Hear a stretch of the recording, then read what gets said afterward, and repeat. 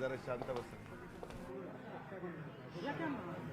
कालच्या रविवारी मावळ तालुक्यामध्ये कुंडमळा येथे जी काही घटना घडली, ती घटना घडली त्याच्यानंतर काही मिनिटातच शासकीय वेगवेगळ्या यंत्रणा इतक्या झटपट हलवण्यात आल्या आणि तिथं लोकांना कसं आपल्याला मदत करता येईल हा प्रयत्न हा प्रशासनाकडनं करण्यात आला.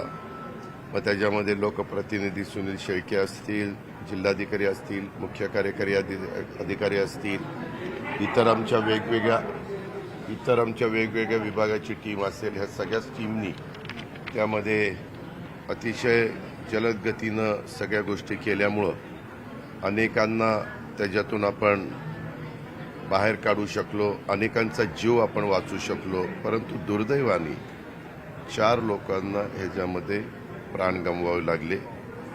आज मात्र सांगायचं झालं, सकाळी 11 वाजेपर्यंत ICUमध्ये 8 वेगवेगळे सहकारी नागरिक त्याच्यामध्ये आहेत. जनरल वॉर्डामध्ये 8 आहेत. डिस्चार्ज जवळपास 33 जणांना देण्यात आलेला आहे. अशा प्रकारची 49ची टोटल आहे. आणि यामध्ये ज्या काही 4 जण होते त्या सर्वांना त्यांच्या डेड बॉडीज संबंधितांना हँडओव्हर करण्यात आलेले आहेत. जे दवाखान्यात आत्ता ॲडमिट आहेत त्यांच्याशी आम्ही बोललो. त्यांचं म्हणणं की बाबा आम्हाला सगळं ह्या दवाखान्यात डॉक्टर, प्रशासनाचे अधिकारी सगळे आम्हाला मदत करतायत, कुठली काय आम्हाला अडचण नाही आहे.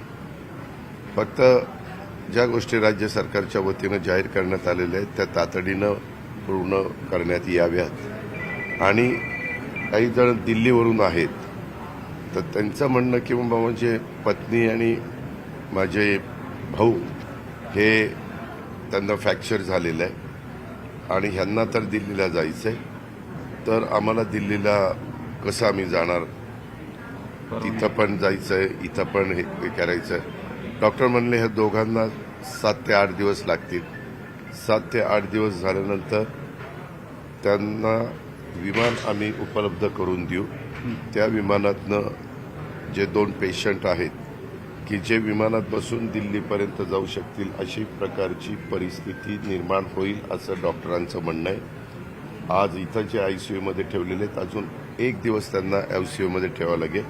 मग ते म्हणाले की आम्ही जनरल वॉर्डमध्ये त्या ठिकाणी घेऊ किंवा स्पेशल वॉर्डमध्ये घेऊ आणि मग बाकीचे उपचार डॉक्टर तर त्यांच्यावर व्यवस्थितपणे करतायतच.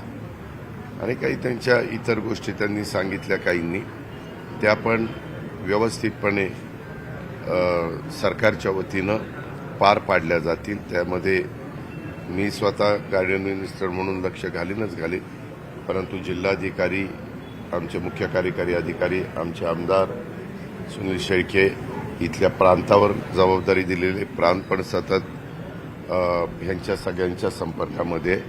अशा प्रकारची ही सगळी परिस्थिती आहे.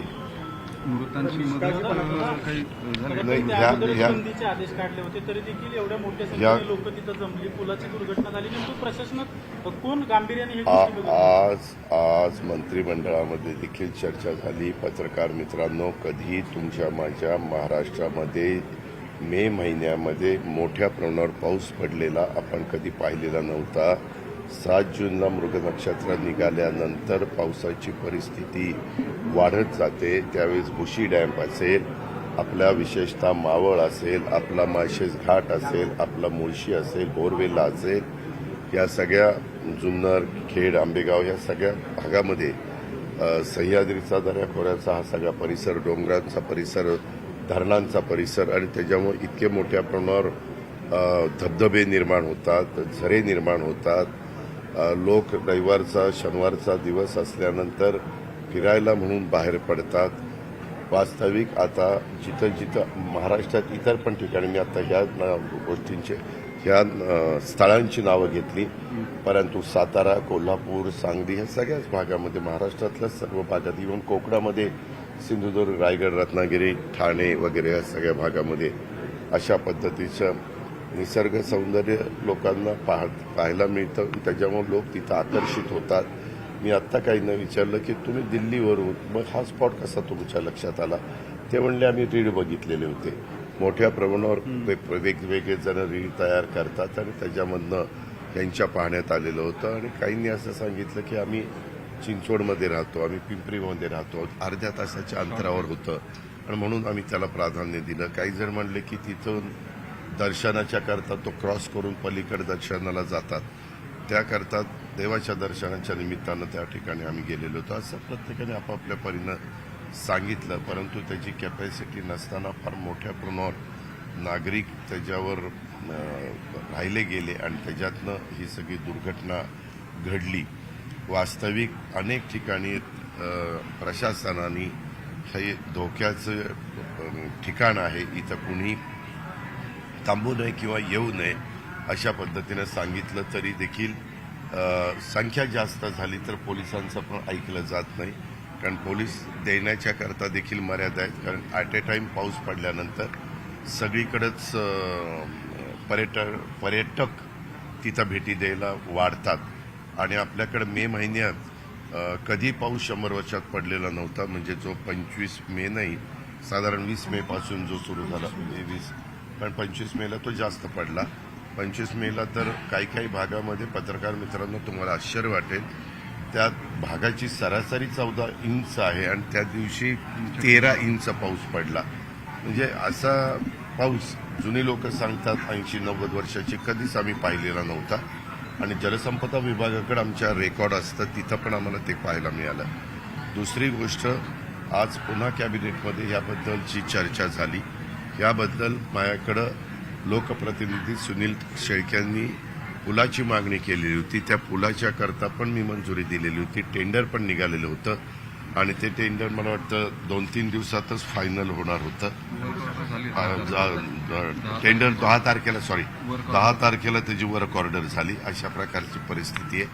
पण एक झालं की आता जिथं धोक्याची ठिकाणं आहेत किंवा जिथे, जसं तुम्हाला माहिती आहे की ब्रिटिशांच्या काळामध्ये जे ब्रिजेस झाले त्याच्यामुळे जे ब्रिटिशांनी सांगितलं 100 वर्ष पूर्ण झाल्यानंतर त्यांचं पत्र येतं आमच्या PWD डिपार्टमेंटला की ह्या पूल बांधून 100 वर्ष झालेली आहेत. आता तो पूल वापराकरता, दळणवळणाकरता, रहदारीकरता योग्य राहिलेला नाही आहे. आता स्ट्रक्चरल ऑडिट आपण करतो, इतर सगळ्या गोष्टी करतो. पण आज आम्ही निर्णय कॅबिनेटमध्ये असा घेतलेला आहे मुख्यमंत्र्यांच्या नेतृत्वाखाली की जे धोक्याचे पूल आहे आणि जे लोकांना वापरायला योग्यतेचे नाही, तिथं बोर्ड लावण्यापेक्षा ते काढूनच टाकायचे, ते ठेवायचेच नाही. कारण बोर्ड लावले तरी काही जण त्या बोर्डकडं दुर्लक्ष करतात, बोर्ड बाजूला फेकून देतात, आमच्या प्रशासनाचं कुणाचं ऐकत नाही वगैरे अशा पद्धतीनं ते त्या ठिकाणी करतात. परंतु ते तसं केलेलं आहे. आणि इथं पण प्रशासनाने सांगितलेलं होतं की इथं कोणी जाऊ नका, हे धोक्याचं आहे. पण मी मगाशी सांगितलं जसं भोशी डॅमला तुम्ही बघितलं असेल पत्रकार मित्रांनो, गाड्यांच्या रांगा 5-5, 6-6, 7-7 किलोमीटर लागतात. मध्ये देखील मागे असणारे पंकज देशमुखांना पण मी सांगितलेलं होतं की तिथं आपल्याला थोडं पायलटिंग करावं लागेल. आत्ता तिथं गिल आलेले, गिल यांना पण SP-ना सांगितलेलं होतं की अशा गोष्टी कराव्या लागतील. आणि दोन्ही CPंना सांगितलेलं होतं.